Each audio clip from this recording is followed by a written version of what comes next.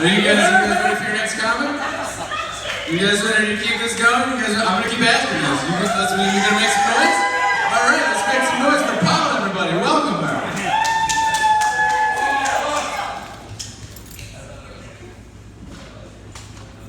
Well, hey, how the hell are ya?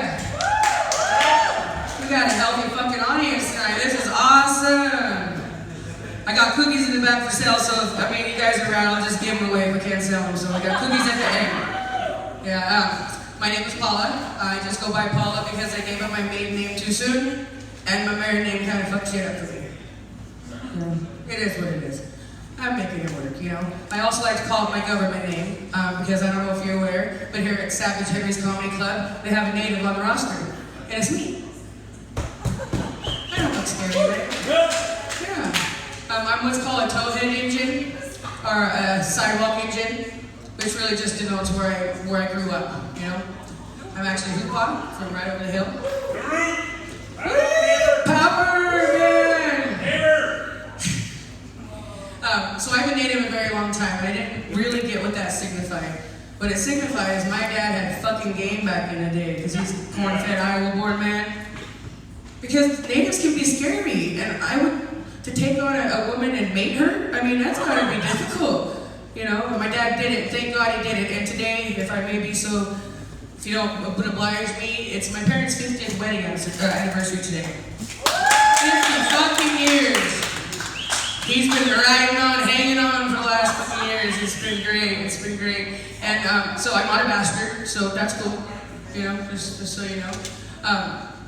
Hoopa was fortunate that we didn't lose a lot of our land, lost a little bit less lives, compared to the national average at the time. And I think that's because when the soldiers were walking across the country packing that bigotry and hatred and prejudice, they got tired. Thank fucking God, right? Yeah, we got cool things when we're native. We have cool jewelry. We get to use eagle feathers, that's rad, We get engine names, which is cool, makes for, a little more flavor in your life. Who doesn't like a nickname? My family, my uncle gave us our names, and my older sister's name was Daytime Moon, which really just meant she burned hot and scalded anyone around her. It is what it is, I'm older now, I can say this shit, it can't hurt me anymore. My younger sister, hers was Butterfly. That's so pretty, which just means she was fragile. Sorry, she's nice to look at. What do you gotta do? And mine, being the proverbial middle fucking child, it affects ethnicities as well. Mine's Spiked Buck. Because I was supposed to be a boy. What does a person do with that shit, It sounds cool in the native tongue, so I'm not gonna, inflict that on you guys tonight. That'll be for a later show later on when I get into the nitty-gritty of it. But there are some things that anyone can use. I call them engine accessories. The first one is my favorite one, and I call it the engine comb. You can use this. Just as it doesn't do the fine work, but it'll get you straightened up in time to go, talk to a fucking whatever. And then there's another one, which really is only done by moms to their children to make them feel better, and that's called the engine doctor. When they try to doctor you at home before they take you into the doctor. No wonder we're scared of fucking doctors. And it's transgenerational trauma. I find out now as an older person. When I was younger, I just thought my family was fucking weird. Like, what the hell's going on? And when you're a sidewalk engine and you're burning fucking roots and making smoke signals in your backyard, people are gonna ask fucking questions, So when mom sees an owl, everybody freaks the fuck out because we don't know what the hell's gonna happen. It's like, thank God for those roots, Shit. Yeah, so I got this real cool engine name. I got this, special life where I get to walk in both societies. It's been okay. Smoke signals do work in the city. I don't know if you guys can tune into it, but you might be able to see them now and again. It's a 50-50 chance. Like, they only really work fast when you're the one who's in trouble, so you don't really enjoy it at the time. But when you look back on it, memories, trauma. Yeah, so I rushed from my childhood, and when I got control of my own self, and immediately got married. Because I thought that's what, we're supposed to do, is marry, have kids. Well, I wish I knew ahead of time what the fuck I was doing to myself. My mom tried to warn me, and I should have listened to her that night when I ran off and eloped. and then didn't tell anybody for 9 months and 13 days. I was scared. I was so scared. A smoke signal got me on that one. I was at an Indian clinic down in the city, saw my second, third cousins once removed on the other divorce side, and I told her that I had got married, I had eloped. That news made it home before I did. The look on my mom's face has not been replicated since, and when she backhanded me, I deserved it. Kind of knocked me out of my shop too. I'd call my husband, "Hey babe, they know." Fuck, know what? They know. And if that man hadn't hurried up to get my ass, I swear to God I was gonna go get one of them annulments and just fucking stay with my mom and dad. It's safer there, yeah. They took good care of me. I should have paid attention to how good I had it. I was well fed, had to do some light minor chores, no biggie. So when you're in dumb Rome, you do as the Romans do, and you decide that you want to start having kids pretty soon. And it's the dream, it's your progeny, you get one shot at it. But what I didn't know is I didn't see the warning signs of, just right there in the fucking words, motherhood and fatherhood and parenthood is the word hood. What do we know about hoods, class? They're dangerous, right? What happened to live in hoods? No offense to them, but gangs, right? When you have more than one kid, you make your own fucking gang. No one fucking tells you this.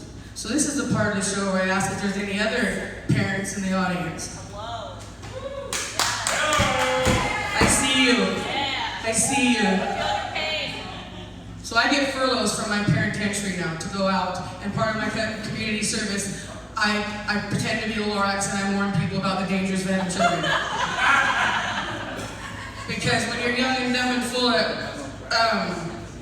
bad shit can happen to you, like forever kind of shit. And they should name pregnancy on the list of STDs because it's sexually transmitted destruction, And like I said, I built my own fucking gang, and forever is truly forever. So please take your birth control, please. I beseech you, because your selfish self that gets to do whatever the fuck you want at any time for the rest of your life, it's something we want to hang on to, There's a lot of shit. It's karma's perfect fucking vessel, And I like to tell people that we need to change the moniker of the whole, part of life, and we should just be called nature's bitches. Because when you know the work that goes into raising your child, even part-time, it sucks. You just know how fucking hard it is, and no wonder that, that other people look so happy. And no wonder I have no tolerance when they complain to me about their day. And I kind of have a resting bitch face, so I have to watch out because I don't want to be deemed as hostile. It's one thing for Andrew Jackson to name you a savage, but it's one thing to act out the part, I just use it here for my comedic benefits and talk about the things that make me special. So, I actually got double the kids I was supposed to. I have 3 domestic products, I like to call them. And my husband made in-house. My progeny, I'm so proud, because when you're in Rome, you keep fucking doing bad shit to yourself. My husband and I were doing it. It was a great situation. Sadly, his sentence got commuted about 10 years ago. And that could only happen one of 2 ways. The Creator took him home early. It's alright, it's okay. Fucker. I can't be mad at him. It was out of his control. And I told the Creator, please quit fucking with me. Like, what else do you need? And I don't beat the kids. I was a new age parent. I said, no, I'm not gonna fucking beat them. My mom just tisks over in the corner like, oh, fuck. Yeah, so now I can't take the kids around too much except for the high holidays because mom wants to fix their problems. Because when you don't spank your kids, they get fucking mouthy. And they're pretty lazy compared to the standards of my generation. Maybe a couple generations after, but, it fucking sucks. And I should have just popped them in the mouth when I had a chance. So a few years ago, the Creator decided to bless me with raising my nieces and a foster son. And I try to look at it as an endorsement of my parenting style. He liked how I do it, I don't spank them. I think he just likes watching me squirm. I don't fucking know. And I can't growl at him because he's the high power, and I don't have enough medicine to fuck with that shit. Just him and Mother Nature make the fucking magic and karma. I have not been a bad fucking person. I don't know why I'm gonna be locked up forever. That's why we have to tell the others, don't do it. Come borrow mine, I got 6. I have 6 chances of retirement, so I just gotta hang in there. Yeah, because I didn't spank my kids, I do a thing called mama's magic. Let me get a drink of water while I'm wetting my whistle because this is good. Hang on. I hope that's vodka, girl. Try and role model good fucking behavior for when the camera shows I didn't do it. You know what I mean? And so a few years ago, I had a 12-year-old wee little fucker who decided he wanted to be a pothead.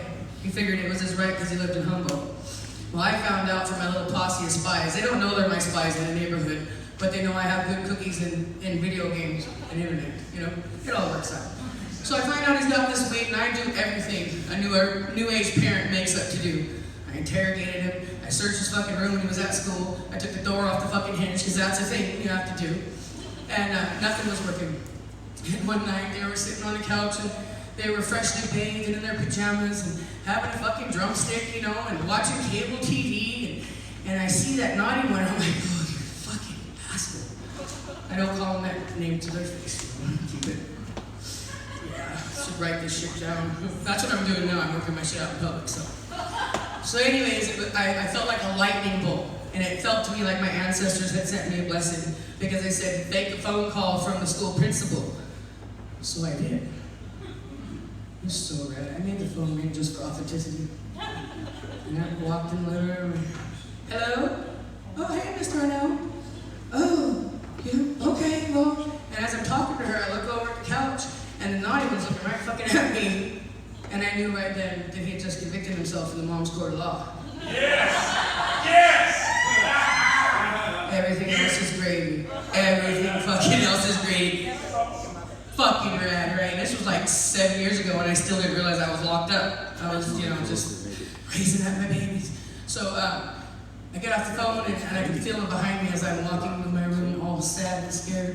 He says, Mom, what's going on? I said, baby, I said, you know that weed you say you don't have?